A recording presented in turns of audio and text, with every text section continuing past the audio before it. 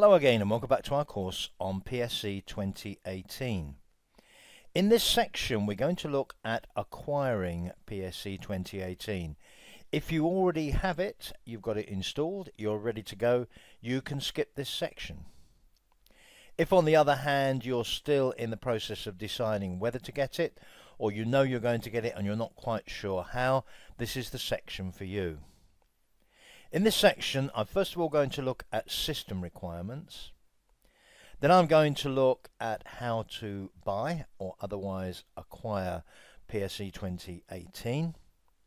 We'll look at the trial version and at Adobe ID. And finally, I'll point out some sources of information about installing PSE 2018 on your computer. If you haven't yet installed PSE 2018, the first thing to determine is whether your computer is going to be able to run it, if it's up to spec, shall we say. And there will be a page on the Adobe website telling you what the system requirements to run PSE 2018 are. If you Google from outside adobe.com, you'll almost certainly find that page very easily. But if you go to adobe.com and go up here to the search facility, type in the term you're going to use, hit enter, and there we are, the first item there. And that shows me the system requirements for both Windows and Mac. Now I've got a couple of very important things to point out here. One of them is that the pages on the Adobe website change on a pretty regular basis. So given that I'm recording this in very early November 2017, by the time you follow this course, this page may have completely changed. I won't keep warning you about this, but don't expect to see pages that look exactly the same as the pages I'm looking at when you follow this course. Having said that, there certainly should be the equivalent of this page there, and there should be no problem you finding out what the system requirements for PSE 2018 are. The second thing that I need to point out is that you'll see the requirements there for both Windows and Mac. In much older versions of PSE, there were significant differences between Windows and Mac versions. Those differences have mostly gone now. In fact, from the point of view of most things you're going to do in PSE, you wouldn't really see any difference in what you can do on those two different platforms. Having said that, on this course I am only using a Windows version. If you're a Mac user, be aware that I won't be doing anything at all on a Mac in this course. Having said that, virtually everything that I do, you can do on a Mac. And the general approach is always the same on the two platforms.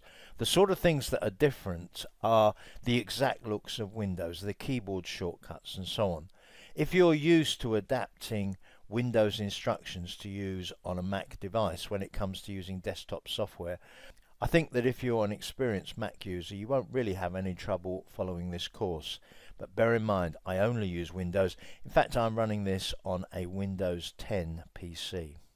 So you need to check that your device satisfies those system requirements. If it does, you can set about acquiring PSE 2018. So when you decide to buy PSE 2018, you have a number of options. It's a very popular product, so they may well have it at your local computer store. You can certainly get it from the usual online retailers, shall we say. And of course you can buy it from Adobe themselves. Now, one thing to be aware of is that most Adobe products now are available only on subscription. PSE is one of the very few exceptions, so you can actually buy a copy of PSE. Most other products, such as Photoshop, for example, you can only get on subscription. If you go down to the bottom of this page, for example, in the footer section there, products, Creative Cloud, Experience Cloud, Document Cloud. These are all subscription packages, subscription bundles. Elements Family 2018 is one of the very few exceptions. Having followed that link, I'm through to PSE again, and you can see that I have options there to upgrade or buy. Now, obviously, if you've already got a version of PSE, you may choose the upgrade option, which will save you a little bit of money, or you can go for the buy now option. Just for information, you can run more than one version of PSE on the same device. I actually already have two versions on this computer, and I haven't installed PSE 2018 on this particular device yet because I wanted to show you what it looks like when it's first in use.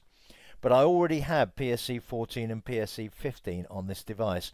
Many people do install the new version before they remove the old one, partly to have a fallback if there are any problems, and partly because they need to manipulate the contents of their catalogues, as I'll explain later in the course. But the basic choices you have are buy and upgrade. And one other point to make is that the default now is to download the purchased copy of PSE 2018. At the time of recording this, it is still possible to get a copy on a DVD. So particularly if you go to an online retailer, you will often get the option of a downloadable version or a copy on a DVD still. There is another option as an alternative to buying. If you're not really sure that you want to buy PSE 2018, generally speaking, there is a trial version available.